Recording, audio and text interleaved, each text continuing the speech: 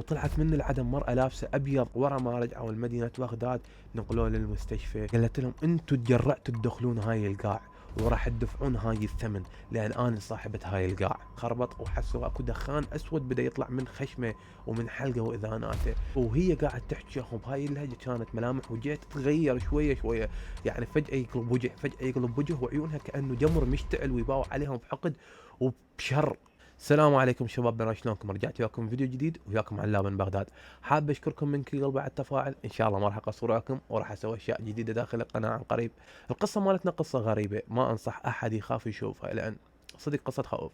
قصتنا عن مجموعة من الشباب اللي موجودين داخل بغداد، هم مغامرين، حبوا يسوون فعاليات جديدة ومغامرات جديدة داخل صحراء السماوة، لكن ما توقعوا انه هاي الرحلة راح تغير حياتهم 180 درجة وتخليهم يقررون يتركون المغامرات. نبلش بالقصة.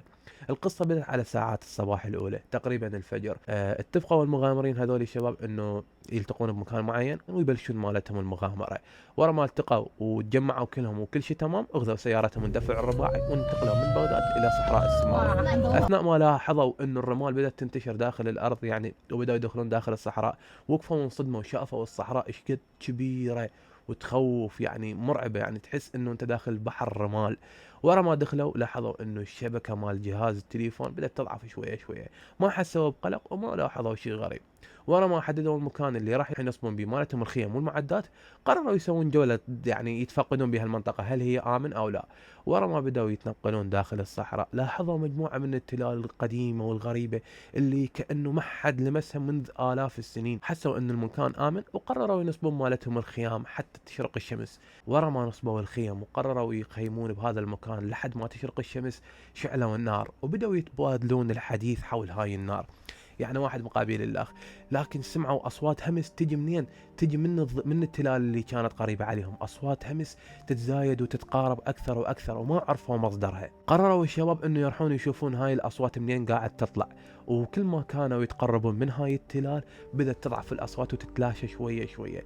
احد المغامرين اسمه علي لاحظ اكو نقوش غريبه ويعني كلمات غريبه على هاي التلال اللي موجوده وعلى الصخور اللي موجوده حول هاي التلال، مكتوبة بلغة معينة ما عرف يفهمها وما عرف شنو معناها. وأحد الشباب لاحظ أنه هاي الرموز اللي كانت مكتوبة كأنها لعنة، يعني كأنه سحار قديم أو سحار كان بهذا المكان وكتب هاي الرموز والتعويذات السحرية تشبه الطلاسم، وكانت هاي الطلاسم مكتوبة بلغة مو معروفة. لما تقرب علي من هاي التعويذات والرموز وتقرب منها وطخها، حس اكو وخزة خفيفة طبت بصبعه، يعني كأنه اكو شيء تسلل داخل اصبعه مثل الطاقة الغريبة. الولد لاحظوا انه علي ورا ما لمس هاي الصخرة اندفع شوية اللي ورا. تقربوا عليه وحاولوا يطمنون عبالهم لدغته حية. لاحظوا انه علي عيونه قلبا سود، كلهن سود، ماكو اي بياض على عينه. حاولوا يطمنونه انه ما بيك شيء وتقربوا من يمه، لكن حسوا اكو شيء غريب صاير ويا علي. ورا ما صار منتصف الليل وقفت الرياح شوية وهدأت، لكن الصمت اللي حل بالمكان كان كلش مخيف. وفجأة الرمال اللي كانت جوا رجليهم صارت تهتز كأنه اكو زلزال ضرب هاي المنطقة. وطلعت من العدم مرأة لابسة أبيض وعليها عباية، وهاي العباية كل ما تهب الريح كانت تشقق منها شوية شوية. وهاي المرة كانت تبوح عليهم من قريب، والوجهها كان يعني غريب جدا ومو مألوف ومرعب، ويعني شوية مشوش تحسون عليه اكو ضبابية. وكانت تبوح عليهم وقالت لهم بهاي اللهجة، قالت لهم انتوا تجرأتوا تدخلون هاي القاع وراح تدفعون هاي الثمن، لان انا صاحبة هاي القاع. هم الولد حاولوا يقنعوها ويحجون وياها، يقولوا لها احنا مجرد مستكشفين، لكن المرة ما اقتنعت واشرت باصبعها على علي. وعلي بدا يصيح ويصرخ كانه قاعد يتعذب. ورا ما ظل يصيح علي طاح بالقاع، ولما طاح ايده طلع عليها وشم نفس النقوش اللي كانت موجودة على الصخرة ولمسها. الولد قرروا يشردون وبدأوا يركضون، لكن الأرض ظلت تهتز، والرمال اللي كانت جوا رجليهم بدأت تلتف، صارت مثل السلاسل تحاول تمنعهم من التحرك. وبدأوا يسمعون أصوات صراخ تجي من هاي التلال اللي كانت قريبة عليهم، كأنه أكو شخص قاعد يتعذب ويصيح بداخل هاي التلال. هم بدأوا يركضون ويحاولون بكل قوة، لكن لاحظوا أنه أحد الأشخاص اللي كانوا وياهم اسمه سامر اختفى بلحظة، يعني في خطفة عين هذا الولد اختفى. وبدأوا يسمعون صوته يصيح من هاي التلال، كأنه هاي التلال كانت تحبس شكو شخص يتقرب لهاي المنطقة ويصيح ساعدوني أنا هنا ساعدوني. الولد ترددوا وقالوا نرجع له لو نعوفه ونشرد، لكن هم بلحظة حسوا بالذنب وحسوا ضميرهم يأنبهم وقرروا يرجعون وينقذون صاحبهم. وهم دخلوا لهاي التلال اللي وهي موجودة، ولقوا غرفة كلش غريبة، هي كهف لكن منحوت بشكل منظم ومرتب، كأنه هاي الغرفة كان اكو شخص قاعد بيها. بدوا يستكشفون هاي الغرفة ويدورون حولها، ورا ما طبوا لهاي الغرفة سمعوا صوت سامر يتردد: ساعدوني انا هنا، ساعدوني. لقوا سامر محبوس بغرفة، هاي الغرفة من التراب، يعني غرفة كانها رملية. ورا ما طبوا لهاي الغرفة لقوا سامر محبوس بزاوية عليها طلاسم وما يقدر يتحرك، كأنه اكو شيء مقيده. هم رادوا يتقربون إليه لكن حسوا اكو شيء يدفعهم. هم حاولوا يقرون آيات ويفكون هاي الطلاسم، طلعت لهم هاي السحارة من العدم، ما ادري شلون طلعت لهم، ووجهت لهم بعض الكلام وقالت لهم: يا اما تموتون كليتكم، يا اما تقدموا لي شخص واحد منكم كضحية حتى اعفو عنكم، لان انتم تجرأتوا طبيتوا هاي المنطقة. وهي قاعد تحكيهم بهاي اللهجة، كانت ملامح وجهها تتغير شوية شوية، يعني فجأة يقلب وجه، فجأة يقلب وجه، وعيونها كأنه جمر مشتعل ويباوع عليهم بحقد وبشر. وبدأوا المجموعة يتناقشون بصوت مرتعش هيك وببحة وخوف وتردد عن شنو راح يسوون بهاي اللحظة، وهل راح يضحون بواحد من الشباب او يموتون كليتهم ويبقون محبوسين بهاي المكان. وفجأة علي اللي هو اول شخص طبي هذا السحر ويعني وخلاه يكون بشخصية غريبة، وحس بالذنب انه هو كان السبب اللي خلى اصدقائي يوصلون هاي المرحلة. قال: انا راح اضحي واجازف بنفسي على موتكم، لان انا اول واحد والشخص اللي وداكم لهاي الكارثة. تقرب علي نحو السحارة وقال لها: اغذيني وعوف اصدقائي. وفجأة السحارة مدت ايدها على علي ولمسته، وفجأة اختفت وتبخرت برمشة عين. الطلاسم اللي كانت حول سامر اللي كانت تمنعه من الحركة كانت تضوي، وفجأة طفى هذا الضوء حولها.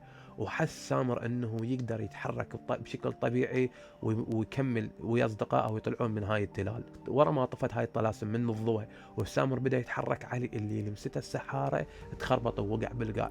قرروا يشيلونه ويطلعون من هاي الغرفه، وهم يرحون ويمشون يرحون ويمشون، حسوا ان هم قاعد يدورون بدوامه وماكو مخرج من هذا الكهف اللي دخلوا له. الى ان سامر قرر انه يقول: شباب، خلينا نقعد ونبدي نقرا ايات من القران، عسى ولعل انه الله يسهل لنا هذا الامر ونقدر نطلع. عافوا علي بالقاع قريب عليهم، وقعدوا بشكل دائر وبدأوا يدعون ويناجون رب العالمين على مود انه يسهل لهم هذا المخرج. وهم بدأوا يدعون ويناجون رب العالمين، فجأة علي شوية فك عيونه وكأنه قام. يعني شلون تحسوا هاي صحوة الموت اللي شخص يعني بعد ما كان فترة مريض وجسمه تعبان ومتأذي يسحب قوته. قال لهم: شباب امشونا خلينا نطلع. هم ما عرفوا شنو كانوا يقدرون يسوون لعلي، وحسوا بعلي انه هو مو نفس الشخص اللي كانوا يعرفونه، كأنه شخص ثاني. قرر علي يمشي بيهم من مكان يمنى يسرى، ووصلوا للمخرج مال الكهف. وقال لهم: يلا مشونا خلينا نرجع للمكان اللي اجينا من يمه. ورا ما وصلوا للخيام علي مرت اللاخ وقع وتخربط، وحسوا اكو دخان اسود بدا يطلع من خشمه ومن حلقه واذاناته. صعدوا بالسياره وانطلقوا نحو يعني المدينه. ورا ما رجعوا لمدينة بغداد نقلوه للمستشفى وشدوا له الأجهزة اللازمة، والوشم اللي على إيده بدأ يختفي شوية شوية. سولفوا كل شيء صار للكادر الطبي لكن ما صدقوهم، لكن بعد عناء وإثباتات قدموها من خلال أنه شوفوا الوشم اللي كان على إيده شلون بدأ يتبخر، هم كانوا مصورينه. اقتنعوا الأطباء، قالوا مستحيل وشم بنفس اللحظة يختفي بلحظة، يعني مستحيل وشم يختفي بنفس اللحظة. وورا ما كان علي يتلقى العلاج مالته وأصدقائه حوله شافوا من النافذة نفس العيون اللي كانت تباوع لهم بالصحراء، عيون السحارة اللي كانت كأنها جمر يضوي، كانت تباوع عليهم من الشباك واختفت. ورا هيك يوم ثاني يوم على الصحة بكل صحة وتمام، وما واجه أي مشكلة أو أي يعني تأثير على المدى البعيد. رجع مارس حياته بشكل طبيعي. لكن المغامرين اللي هم هذول الشباب قرروا يتركون شكو مغامرات كانوا يسووها ويعيشون حياتهم بشكل طبيعي. اللي هنا أنا وصلنا لنهاية القصة. ان شاء الله نالت اعجابكم، ووعد من يوم راح احاول اتطور اكثر واكثر، وان شاء الله راح نضيف نوع جديد من القصص اللي هو سير حياة الاشخاص مثل بروسلي او سير حياة المشاهير اللي هي مثيرة للدهشة واللي تكون رائعة وجميلة. وبس اذا عجبكم المقطع حطوا لايك واشتراك، اشوفكم على خير ان شاء الله.